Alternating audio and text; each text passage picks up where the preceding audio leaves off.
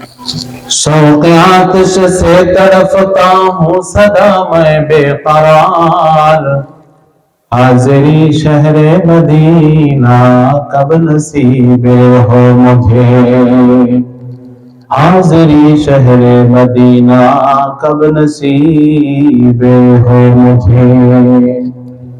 गुंबदे खदरा दिखा दे रोज़े अतहर मुझे, गुंबदे खदरा दिखा दे रोज़े अतहर मुझे,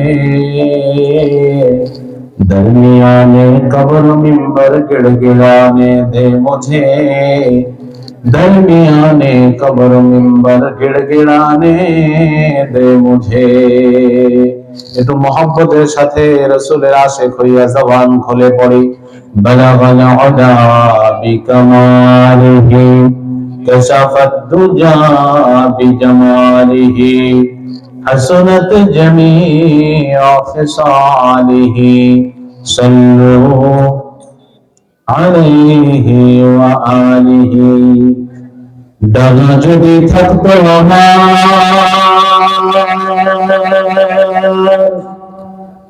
উড়ে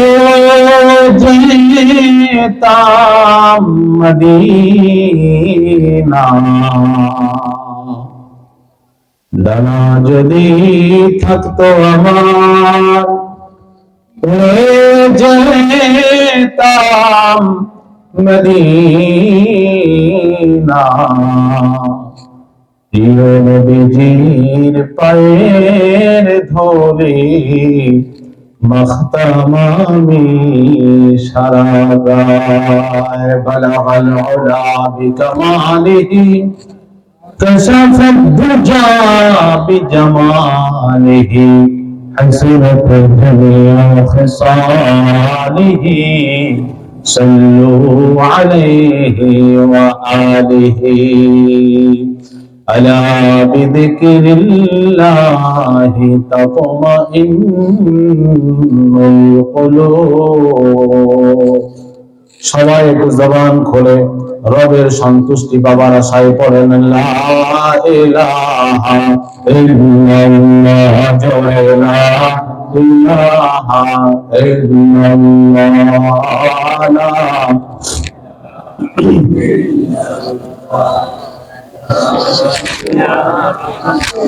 ना अमेरिका न लंदन से हो उल्फत, न अमेरिका न लंदन से हो उल्फत, हमें उस्के काबा कर खुदाया।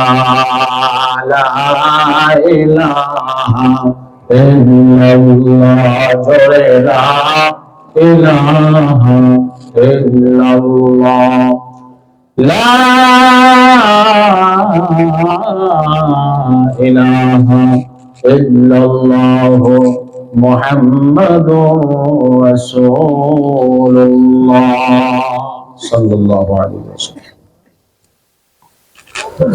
মারকাজুল কোরআন ইসলামী একাডেমি কর্তৃক আয়োজিত আজকের এই চতুর্থ বার্ষিক ইসলামী মহাসম্মেলনের পরম শ্রদ্ধাভাজন সভাপতি হযরত মাওলানা নুরুদ্দিন সরকার সাহেব, সহ সভাপতি হযরত মাওলানা একেএম নুরুল্লাহ সাহেব হাফিজাহুল্লাহ, আমন্ত্রিত উলামায়ে কেরাম, জাতির কর্ণধার হযরতে উলামায়ে কেরাম, আজিজ তালাবা, দূর দারাজ থেকে আগত দিন দরদ ইসলাম প্রিয় প্রাণের ভাইরা, পর্দার অন্তরালে অবস্থানরত আমার শ্রদ্ধেয় মা ও বোনেরা, মহান রব্বে করিমের শাহী দরবারে অসংখ্য অগণিত শুকর যে মহান মুনিব আমাদেরকে এই কনকনে শীতকে উপেক্ষা করে দুনিয়াবী সকল কাজ থেকে ফারেক করে, সকল ফিতনা থেকে হেফাজত করে, সকল প্রকার গুনাহের পরিবেশে রাখি দিয়ে রহমতি বরকতি সামিয়ানার নিচে আসার বসার তৌফিক দিয়েছেন।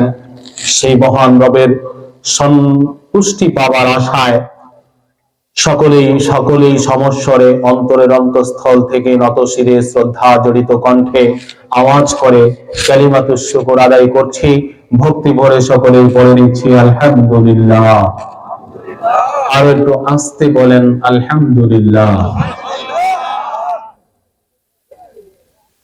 লক্ষ কোটি দুরূদ ও সালাম বিশ্ব মানবতার মুক্তির দিশারি আকায়ে নামদার তাজদার মদিনা ইমামুল আম্বিয়া সাইয়্যিদুল কাউনাইন জনাবে মুহাম্মদুর রাসূলুল্লাহ সাল্লাল্লাহু আলাইহি ওয়াসাল্লামের প্রতি। বন্ধুগণ, আমি আপনাদের সম্মুখে পবিত্র কালামুল্লাহ শরীফের সূরাতুল বাকারা, কোরআনে হাকিমের সর্ববৃহৎ সূরা সূরা বাকারার 281 নম্বর আয়াতে কারিমা তেলাওয়াত করেছি। এই আয়াতে কারিমা অন্যান্য আয়াতে কারিমা থেকে কিছু বিশেষ বৈশিষ্ট্যমণ্ডিত। এটি অন্য আয়াত থেকে একটু পৃথক কিছু দিক থেকে। তার মধ্যে একটি হচ্ছে প্রখ্যাত মুফাসসির, বিশ্ববিখ্যাত তাফসীর গ্রন্থ তাফসীরে ইবনে কাসিরে আল্লামা ইবনে কাসির রাহমাতুল্লাহ আলাইহি তিনি উল্লেখ করেন সূরা বাকারার 281 নম্বর আয়াত, যেটি আমি তেলাওয়াত করেছি, এই আয়াতে কারিমা এটি কোরআনে হাকিমের সর্বশেষ আয়াত, সর্বশেষ নাজিলকৃত আয়াত। এই আয়াত নাজিল হওয়ার পরে রাইসুল মুফাসসিরিন আব্দুল্লাহ ইবনে আব্বাস রাদিয়াল্লাহু তাআলা আনহু বলেন যে রাসূল করিম সাল্লাল্লাহু আলাইহি ওয়াসাল্লাম এই আয়াতে কারিমা নাজিল হওয়ার পরে মাত্র 31 দিন জীবিত ছিলেন, এরপর ওফাত হয়ে যায়। হযরত সাঈদ ইবনে আব্দুল্লাহ রাদিয়াল্লাহু তাআলা আনহু তিনি বলেন যে এই আয়াত নাজিল হওয়ার পর রাসূল সাল্লাল্লাহু আলাইহি ওয়াসাল্লাম মাত্র 9 দিন জীবিত ছিলেন, এরপর নবীজি সাল্লাল্লাহু আলাইহি ওয়াসাল্লাম এই পৃথিবী থেকে বিদায় নিয়ে নেন। তো এই আয়াতে কারিমাটা সর্বশেষ আয়াত। তো চলুন সেই আয়াতে কারিমায় মহান আল্লাহ পাক রব্বুল আলামিন কি বলতেছেন, কি মেসেজ আমাদেরকে দিচ্ছেন, শোনার দরকার আছে না নাই? সরাসরি কোরআন থেকে আলোচনা শুরু করতে চাই, যেহেতু তাফসীর মাহফিল, সুতরাং আমরা এখান থেকে কিছু পাঠে অর্জন করব, সে অনুযায়ী নিজেদের জীবন সাজানোর চেষ্টা করব, নিজের আমল করার চেষ্টা করব। কথা ঠিক না ঠিক? আল্লাহ পাক রব্বুল আলামিন সূরা বাকারার 281 নম্বর আয়াতে কারিমায় ফরমান, আউযু বিল্লাহি মিনাশ শাইতানির রাজীম ওয়াত্তাকু ইয়াওমান তুরজাউনা ফীহি ইলাল্লাহ সুম্মা তুওয়াফফা কুল্লু নাফসিন মা কাসাবাত ওয়া হুম লা ইউযলামুন واتقوا يوما ترجعون فيه إلى الله ভয় করো ওই দিনকে যেদিন তোমাদেরকে আল্লাহর কাছে ফিরিয়ে নেওয়া হবে। ثم توفى كل نفس ما كسبت, অতঃপর তোমাদের প্রত্যেকের কর্ম অনুযায়ী কর্মফল পুরোপুরি ভাবে প্রদান করা হবে।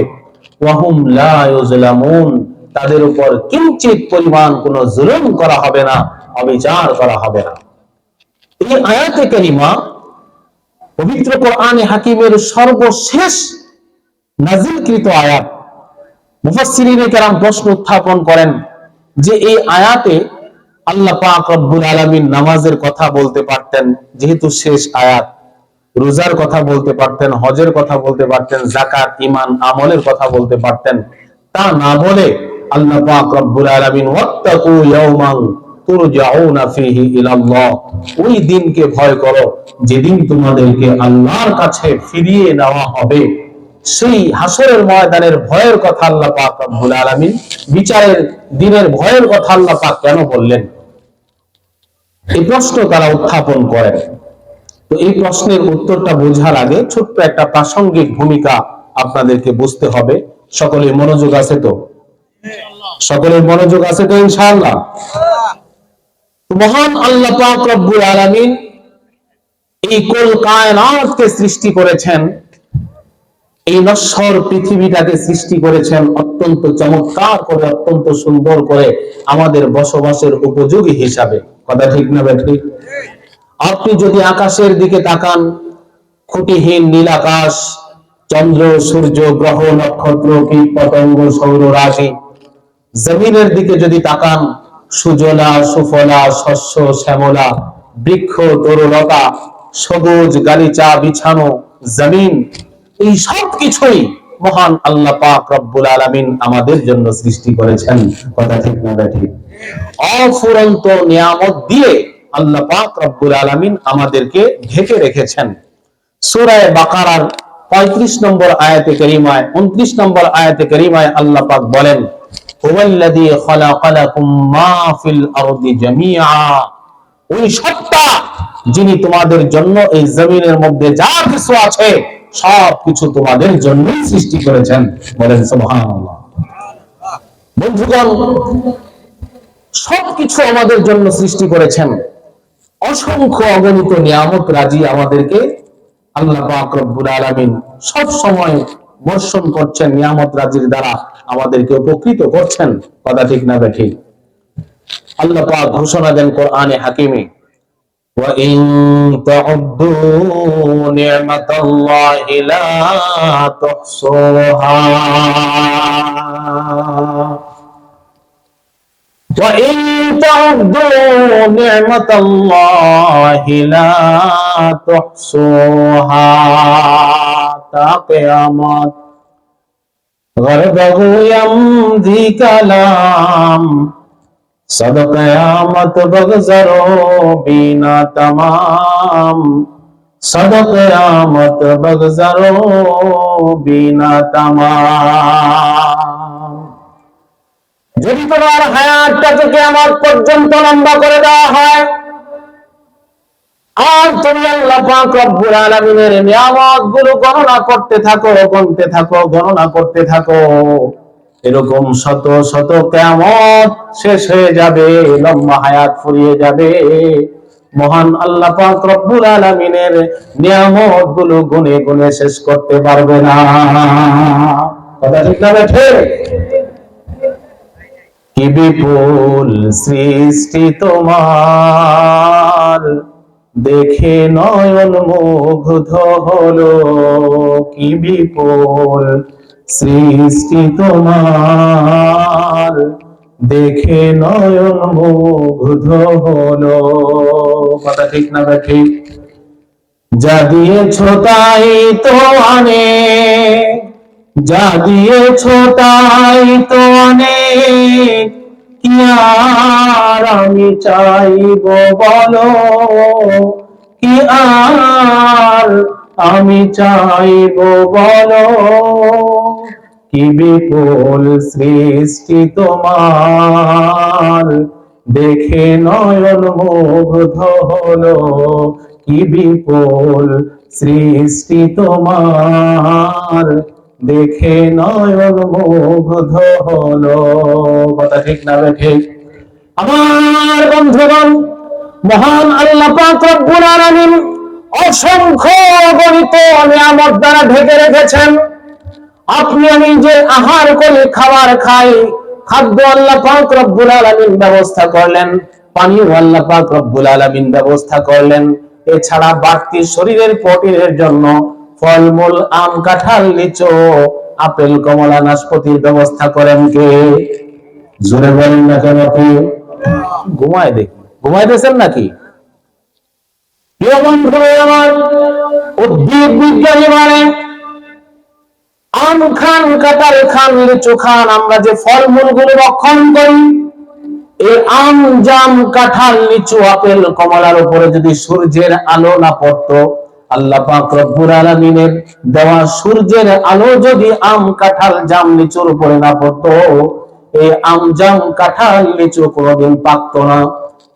এই আম, জাম, কাঁঠাল, লিচুর উপরে যদি চাঁদের কিরণ না পড়তো, আম, জাম, ফলমূলের মধ্যে কখনো কোনোদিন মিষ্টান্নতা আসতো না, মিষ্টি লাগতো না, নুনতা লাগতো, পানির মতো লাগতো, লবণাক্ত লাগতো। বন্ধুরে আমার, এই ফলমূলের উপর যদি আল্লাহ পাক রব্বুল আলামিনের আকাশের সেই তারকারাজির আলো না পড়তো, কিরণ না পড়তো, এই ফলমূল এর মধ্যে কখনো রং ধরতো না। এত নিয়ামত আল্লাহ পাক রব্বুল আলামিন আমাদেরকে দিয়েছেন। আল্লাহু আকবার, আল্লাহু আকবার। আল্লাহর নিয়ামত নিয়ে যদি আপনি চিন্তা করতে থাকেন, আল্লাহ পাক রব্বুল আলামিনের পরিচয় আপনার অন্তরের মধ্যে উদ্ভাসিত হয়ে যাবে। আমার বন্ধুগণ, সকল নিয়ামত আল্লাহ পাক রব্বুল আলামিন আমাদের জন্য দিয়েছেন। আর দুনিয়া খুলিকাত লাকুম ওয়া আনতুম খুলিকতুম লিল আখিরাহ, এই দুনিয়াটাকে আল্লাহ পাক রব্বুল আলামিন আমাদের জন্য সৃষ্টি করেছেন, আর আমাদেরকে সৃষ্টি করেছেন আখিরাতের জন্য। আল্লাহর হাবিব সাল্লাল্লাহু আলাইহি ওয়াসাল্লাম ফরমান, আমাদেরকে সৃষ্টি করা হয়েছে কার জন্য?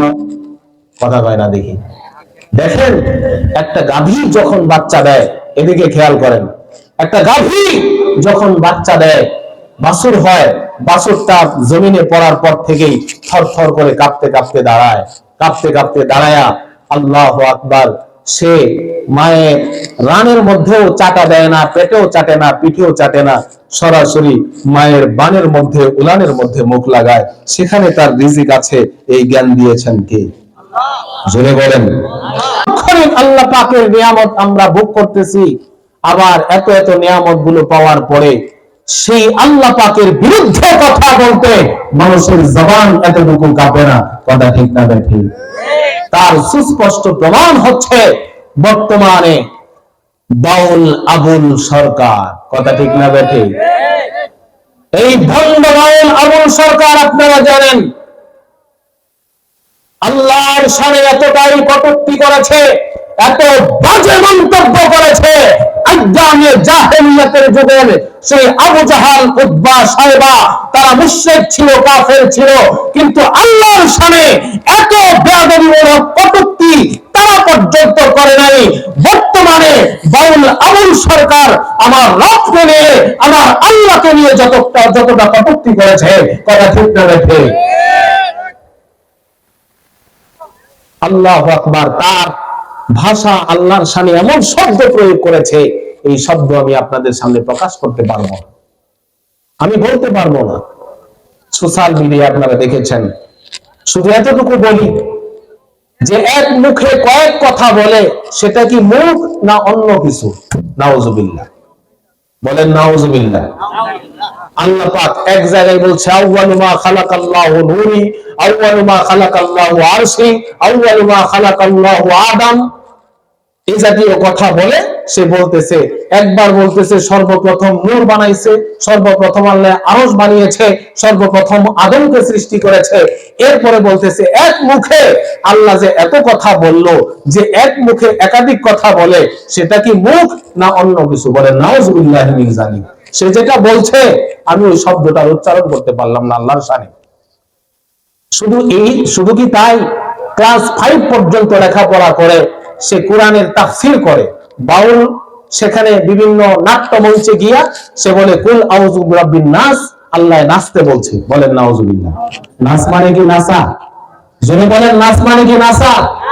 আর নাচ এটা কি বাংলা শব্দ না আরবি শব্দ? আরবি শব্দের নাচ মানে মানুষ, সে বলতেছে নাচ মানে নাচো। কুল আউযু বিরাব্বিন নাস, নাচো, মালিকিন নাস, নাচো।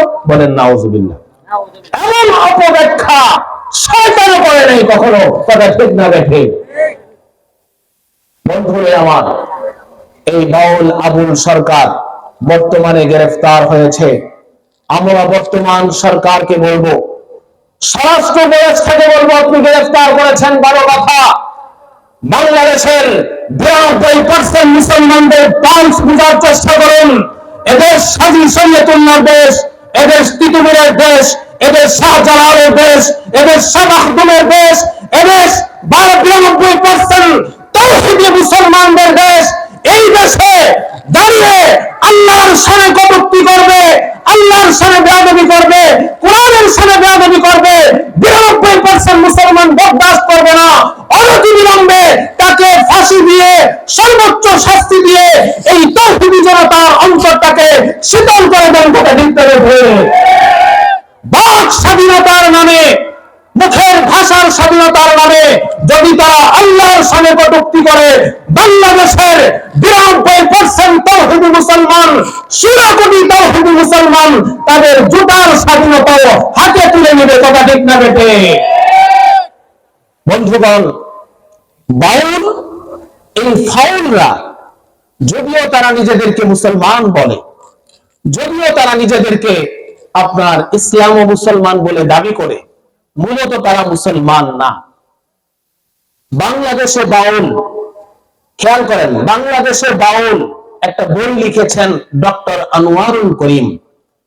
এই বইয়ের 50 থেকে 85 নম্বর পৃষ্ঠায় বাউল সংক্রান্ত অত্যন্ত গুরুত্বপূর্ণ তথ্য তিনি তুলে ধরেছেন। তারা বলেন যে বাউল এটা ভিন্ন একটা ধর্ম, তাদের ভিন্ন নবী আছে, তাদের ভিন্ন কালেমা আছে। বলেন নাউজুবিল্লাহ। বাউল ভিন্ন একটা ধর্মের মতাদর্শী, তাদের কালেমা হচ্ছে লা ইলাহা ইল্লাল্লাহ লালন রাসূলুল্লাহ। বলেন নাউজুবিল্লাহ। এবং তারা নিজেদেরকে এই অনেক ওলিয়া উলিয়া মনে করে, তারা নিজেদেরকে যৌন চাহিদা মিটায় বিবাহ বহির্ভূত ভাবে। বলেন নাউজুবিল্লাহ। আওয়াজ দিয়ে বলেন নাউজুবিল্লাহ। এবং এমন কিছু কুকর্ম তারা করে, তাদের সর্বরোগের মহ ঔষধ নামে তারা একটা ভাজা, তারা একটা খাবার গ্রহণ করে। এই খাবারটা মানুষের মল মূত্র, প্রস্রাব, পায়খানা, নারীদের হায়েস, নেফাস এবং হচ্ছে বীর্য, এ জাতীয় 5টা জিনিস দিয়ে তারা একটা খাবার প্রস্তুত করে, এটাকে নাম দিয়েছে তারা প্রেম ভাজা। কি ভাজা? জোরে বলেন। এই প্রেম ভাজা, এটা খাইলে নাকি তাদের সারা শরীরের সমস্ত রোগের মহা ঔষধ, সমস্ত রোগ থেকে নিরাপদ থাকা যায়। বলেন নাউজুবিল্লাহ।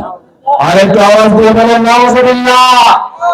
সুতরাং আমরা এই বাউল সম্প্রদায়, যারা বাউলের নাম দিয়ে ফাউল করবে, বারবার ফাউল করবে, আল্লাহর শানে কটূক্তি করবে, ভবিষ্যতে যদি কোনো বাউল আল্লাহ এবং রাসূলের শানে কটূক্তি করে, আমরা যদি প্রশাসন এটার বিচার না করে, তাওহীদি জনতা রাস্তায় নেমে নিজ হাতে বিচার হাতে তুলে নেবে। কথা ঠিক না বেঠে? বন্ধুরে আমার, বর্তমানে খুন খারাপি, লুটতরাজ, জেনা দিন দিন কমতেছে না বাড়তেছে? জোরে বলেন। কমতেছে না বাড়তেছে? গত পরশুদিনের খবরে আমি দেখলাম আপনার শরীয়তপুরে বন বিভাগে একজন মেয়ে কলেজ থেকে পরীক্ষা দিয়ে ফিরতে ছিল। বন বিভাগের কর্মকর্তা কর্মচারীদের সামনে কিছু বখাটে যুবক তাদেরকে ধরে নিয়ে, মেয়েটাকে ধরে নিয়ে জঙ্গলে গিয়ে তাকে পালাক্রমে দর্শন করা হয়। শুধু তাই নয়, আপনি খেয়াল করে দেখেন, ঠাকুরগাঁয়ে কিছুদিন আগে নিজের মেয়েকে বাবা এবং মা দুইজনে মিলে প্রতিপক্ষকে ঘায়েল করার জন্য নিজ হাতে প্রতিপক্ষের জমিনে গিয়া জবাই করে দিয়েছে। বলেন নাউজুবিল্লাহ। ঢাকায় একজন রিকশা চালক বাবা অত্যন্ত কষ্ট করে রিকশা চালিয়ে মেয়েটাকে উচ্চ শিক্ষায় শিক্ষিত করার জন্য ঢাকায় নিয়ে যায়। সেখানে নিয়ে যাওয়ার পরে দেখা গেল যে তার মেয়েটা আপনার ড্রাগ আসক্ত এবং সমকামিতায় লিপ্ত, অন্য একটা মেয়ের সাথে সমকামিতায় লিপ্ত। বাবা যখন তাকে নিষেধ করলো, মেয়েটা তার দুশ্মনে পরিণত হয়ে গেল। এক পর্যায়ে বাবাকে চেতনানাশক ঔষধ খাইয়ে নিজে ছুরি দিয়া খুঁচায়া বাবাকে হত্যা করে দিল। বলেন নাউজুবিল্লাহ। এই খুন খারাপি, লুটতরাজ, জিনা, চুরি, এগুলা দিন দিন বেড়েই চলছে। কথা ঠিক না বেঠে? এগুলা বেড়ে চলছে কেন? এর কারণ হচ্ছে, যখন বিচার ব্যবস্থাটা দুর্বল হয়ে যাবে, সেখানে সেই সমাজে, সেই দেশে, সেই রাষ্ট্রে এই সকল অপকর্ম, খুন খারাপি, লুটতরাজ, ধর্ষণ, বেহায়াপনা দিন দিন বেড়েই যাবে। কথা ঠিক না বেঠে? আওয়াজ দিয়ে বলেন না কেন ঠিক না বেঠে? এই জন্যই মুসলমান বন্ধুরে আমার, মহান আল্লাহ পাক রব্বুল আলামিন পবিত্র কোরআনে হাকিমের নাজিলকৃত সর্বশেষ আয়াতে কারিমার মধ্যে এমন একটা মেসেজ দিয়ে দিলেন, এমন একটা নির্দেশ দিয়ে দিলেন, এই নির্দেশ যদি কেউ পালন করে, জিনা, চুরি, ডাকাতি, লুটতরাজ, খুন খারাপি, রাহাজানি, পরকীয়া, সকল প্রকার অন্যায় অনাচার, সকল প্রকার গুনাহ, সকল প্রকার পাপ কাজ থেকে বিরত থাকা সম্ভব হবে। আল্লাহ পাক রব্বুল আলামিন বলেন, ওয়াত্তাকু ইয়াওমান তুরজাউনা ফীহি ইলাল্লাহ।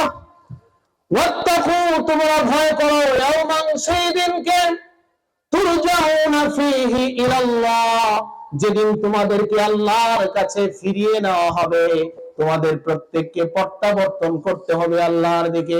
বন্ধুরে আমার, আল্লাহর ভয় যদি কোনো ব্যক্তির অন্তরের মধ্যে এসে যায়, এই ব্যক্তিটা সুদ খাইতে পারে না, এই ব্যক্তিটা জিনা করতে পারে না। আল্লাহর ভয়, হাসরের ময়দানে দাঁড়ানোর ভয় যদি কোনো ব্যক্তির অন্তরে চলে আসে, এই লোকটা কখনো খুন খারাপি করতে পারে না, এই লোকটা চুরি করতে পারে না, ডাকাতি করতে পারে না, অন্যের মাল অন্যায় ভাবে ভোগ দখল করতে পারে না, এই লোকটা সরাসরি কোন প্রকারের অন্যায়ের সাথে নিজেকে জড়িত করতে পারে না। যদি আল্লাহ পাক রব্বুল আলামিনের ভয়, হাসরের ময়দানের ভয়, বিচারের ভয় যদি কারো অন্তরের মধ্যে চলে আসে, এই সকল পাপ থেকে বিরত থাকা সহজ হইয়া যায়। কথা বলেন। এই জন্য বন্ধুরে আমার, আল্লাহ পাক এই আয়াতে কারিমার মধ্যে সেই দিনকে ভয় করার জন্য বলেছেন। অবশ্য আমরা যদি আল্লাহ পাককে ভয় করার মতো ভয় করতে পারি, আমরা যদি কিয়ামতের ময়দানে দাঁড়াতে হবে, আল্লাহর সামনে হাজিরা দিতে হবে, এই ভয় যদি আমাদের অন্তরের মধ্যে আসে, অবশ্য এটা এমন একটা ভয়, এই ভয় যদি মানুষের অন্তরের মধ্যে এসে যায়, সেই মানুষটা বান্দা থেকে আল্লাহর বন্ধু হয়ে যায়। সেই মানুষটা ডাকাত থাকলে আল্লাহর ভয়, হাসরের ময়দানের ভয় যদি অন্তরে চলে আসে, ডাকাত থেকে সেই লোকটা আল্লাহ পাকের ওলি হয়ে যায়, পরহেজগার হয়ে যায়। সুদ খাওয়া ছেড়ে দিয়ে, ঘুষ খাওয়া ছেড়ে দিয়ে আল্লাহর ভয় যখন অন্তরে চলে আসে, সেই লোকটা পাক্কা মুমিন হয়ে যায়। কথা ঠিক না বেঠে? আল্লাহর ভয়, হাসরের ময়দানের ভয় যদি কোনো বাদশার অন্তরে চলে আসে, সেই বাদশার দ্বারা কোনো প্রকারের অন্যায়, অনাচার, অবিচার, বেইনসাফি হওয়া সম্ভব না। কথা বলেন ঠিক না বেঠিক? বন্ধুরা, আমরা যদি ইতিহাস দেখি, খেয়াল করি, পিছনের দিকে তাকাই, সোনালী যুগের দিকে যদি তাকাই, খোলাফায়ে রাশিদিন তারা এমন খলিফা ছিলেন, আল্লাহু আকবার, হযরত আবু বকর সিদ্দিক রাদিয়াল্লাহু তাআলা আনহু, তিনি বাদশাহ খলিফা। এই খলিফা থাকা অবস্থায়ও আল্লাহু আকবার, আল্লাহু আকবার, দেখেন হযরত আবু বকর সিদ্দিক রাদিয়াল্লাহু তাআলা আনহু খলিফা, ওমর ফারুক রাদিয়াল্লাহু তাআলা আনহু ভাবলেন, সারাটা জিন্দেগি ভর হযরত আবু বকর সিদ্দিক রাদিয়াল্লাহু তাআলা আনহুর সাথে আমি প্রতিযোগিতায় লিপ্ত হলাম, আমলের প্রতিযোগিতায় লিপ্ত হলাম, কোন ক্ষেত্রে আবু বকর সিদ্দিক রাদিয়াল্লাহু তাআলা আনহুকে হারাতে পারলাম না। যে আমলি করি আবু বকর সিদ্দিক রাদিয়াল্লাহু তাআলা আনহু আগেই করে ফেলে, যে আমলি করি না কেন আবু বকর সিদ্দিক তো আগেই করে ফেলে। এখন আমি এমন একটা আমল করব, এমন একটা আমল করব, যে আমলটা আবু বকর সিদ্দিক রাদিয়াল্লাহু তাআলা আনহু করতে পারবে না, কারণ এখন তিনি খলিফা। এই দেশের সমস্ত চিন্তা চেতনা, সকল কাজ কারবার তার উপরেই বর্তায়। তিনি তো ব্যস্ত মানুষ, হয়তোবা সকল কাজ এখন তার দ্বারা সম্ভব হবে না। আমি এমন একটা বিশেষ আমল করব, যে আমলটা হাসরের ময়দানে আল্লাহর সামনে গিয়ে দাঁড়িয়ে আমি বলবো, মাবুদ রে, এমন একটা আমল আমি তোমার সামনে হাজির করেছি, যে আমলটা হযরত আবু বকর সিদ্দিক পর্যন্ত করতে পারে নাই। এই বলে তিনি খোঁজ শুরু করে দিলেন, কোন আমলটা এমন বিশেষ একটা আমল, যে আমলটা আবু বকর করে নাই। তিনি ভাবতেছেন, যেই কথাটাই, যেই কাজটাই সামনে আসে, দেখা যায় আবু বকর সিদ্দিক সেই আমলটা আগেই করে ফেলেছে। ওমর রাদিয়াল্লাহু তাআলা ভাবেন, এই কাজটা করব, খুঁজলে দেখা যায় আবু বকর সিদ্দিক আগেই করে ফেলেছে। তিনি ঘুরতে ঘুরতে ঘুরতে ঘুরতে রাত্রি বেলায় ঘুরতেছেন, ঘুরতে ঘুরতে পাহাড়ি এলাকায় যাইতে যাইতে দেখলেন, আল্লাহু আকবার, পাহাড়ের একটা গুহায়, একটা ঝুপড়ি ঘরে মিটি মিটি আগুন বাতি জ্বলে। তিনি কাছে গেলেন, গিয়ে খোঁজ খবর নিলেন যে সেই ঘরে একজন বৃদ্ধা মহিলা থাকে, একা একা, অনলি ওয়ান ম্যান সেখানে থাকে, একাই অবস্থান করে। গিয়ে জিজ্ঞাসা করলেন, মা, আপনি এখানে কয়জন থাকেন? যে আমি এখানে একাই থাকি। আপনার সন্তান সন্ততি কোথায়? যে আমার সন্তান সন্ততি এক একজন এক এক জায়গায় চলে গেছে, এখানে দেখার মতো আমার রব ছাড়া আমার আর কেউ নাই, আল্লাহ আমাকে দেখে। বন্ধুরে আমার, বর্তমানেও অনেক সন্তান এমন আছে, যে সকল সন্তানরা বড় হয়ে শিক্ষা দীক্ষা অর্জন করে বাবা মাকে ফেলে দূরে শহরে চলে যায়, বাবা মাকে খবর পর্যন্ত নেয় না।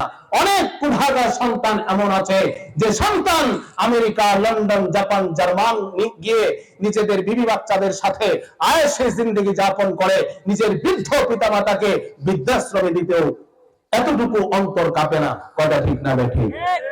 আওয়াজ দিয়ে বলেন ঠিক না বেঠিক? আমাদের বাংলাদেশে জাতীয় বৃদ্ধাশ্রম আছে না নাই? যে বৃদ্ধা মা বাবাদের, আল্লাহু আকবার, বুড়া বুড়িদের যারাদেরকে বৃদ্ধাশ্রমে রাখা হয় তাদের চোখের পানি কখনো শুকায় না, তারা কাঁদতে থাকে। বন্ধুরে আমার, তো যাই হোক, বলতেছিলাম, সেই বৃদ্ধা মহিলাকে ডাক দিয়ে বলতেছেন, মা, যেহেতু আপনার খবর নেওয়ার মতো আল্লাহ পাক রব্বুল আলামিন ছাড়া আপনার কেউ নাই, মা, আপনার সন্তান আপনার পাশে নাই, আমি আপনার সামনে এসে গেছি, আমি আপনার সকল কাজ আজ থেকে দায়িত্ব নিয়ে নিলাম। যতদিন পর্যন্ত আল্লাহ পাক আমাকে বাঁচিয়ে রাখে, যতদিন পর্যন্ত আপনি জীবিত থাকবেন, ততদিন পর্যন্ত আপনার ঘরটাকে আমি আইসা ঝাড়ু দিয়া দিব, ততদিন পর্যন্ত আপনি বেঁচে থাকবেন।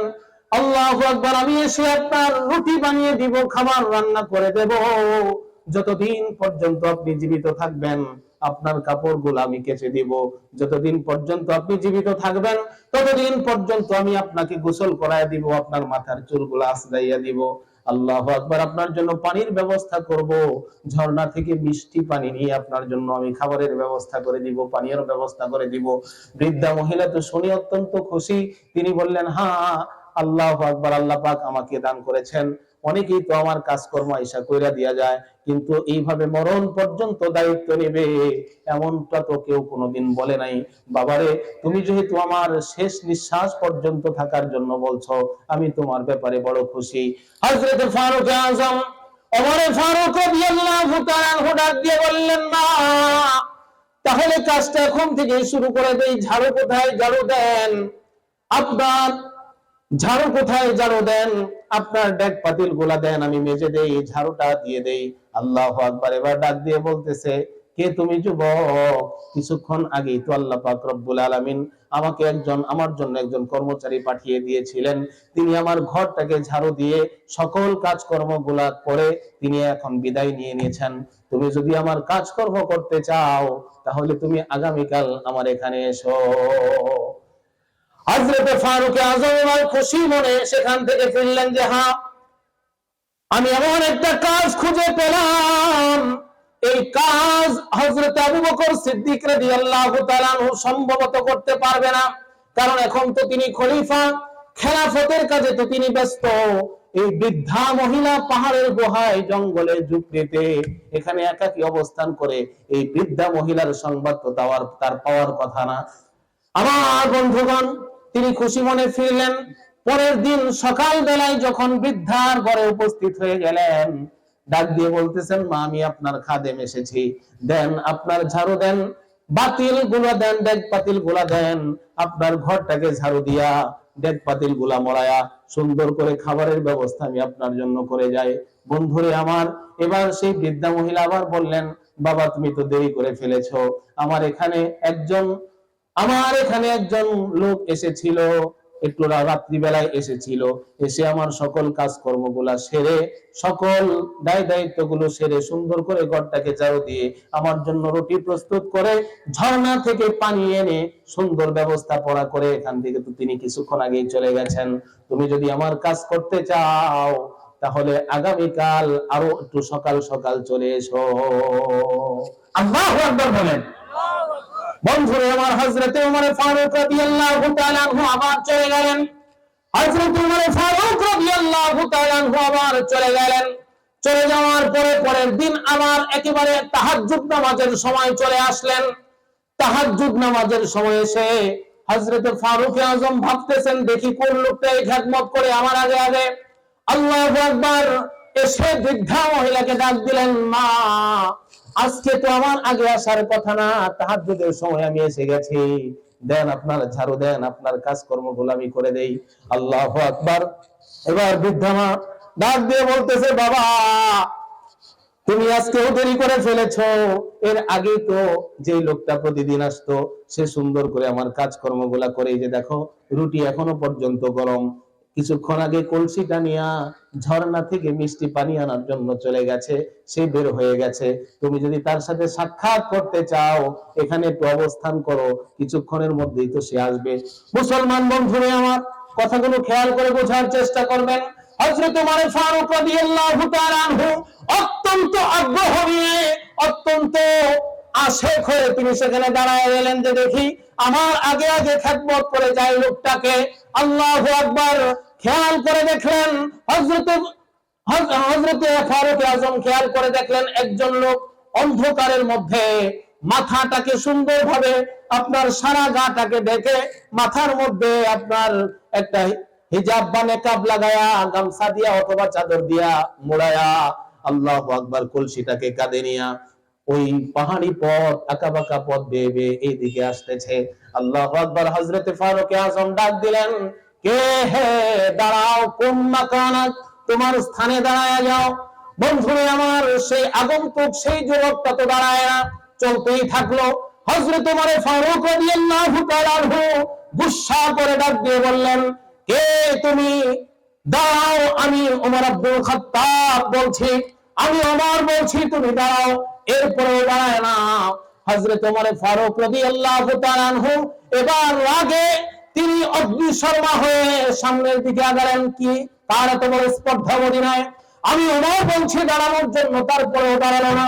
হযরত ওমর ফারুক রাদিয়াল্লাহু তাআলা আনহু কাছে গিয়া তার চাদরটাকে ধরে যখন টান দিলেন, আল্লাহু আকবার, আল্লাহু আকবার।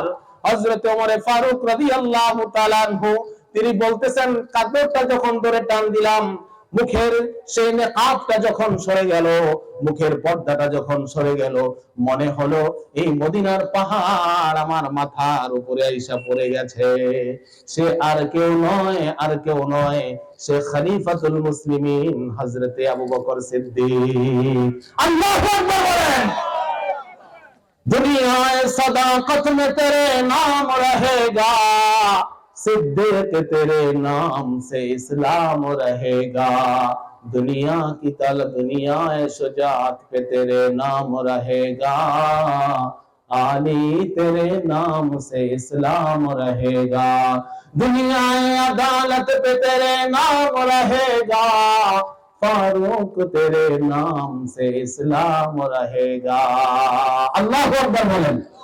বন্ধুরে আমার, হযরত আবু বকর সিদ্দিক রাদিয়াল্লাহু তাআলা আনহুর চেহারা যখন দেখে ফেললেন, আল্লাহু আকবার, ওমর ফারুক রাদিয়াল্লাহু তাআলা চোখের পানি ছেড়ে দিয়ে বললেন, খলিফাতুল মুসলিমিন, এই একটা আমল আমি চেয়েছিলাম, একা আমি বিশেষভাবে করব, হাসরের ময়দানে গিয়া বলতে পারবো, আল্লাহ এমন একটা আমল আমি করেছি যেটা তোমার সিদ্দিক বান্দা আবু বকর সিদ্দিকও করতে পারে নাই।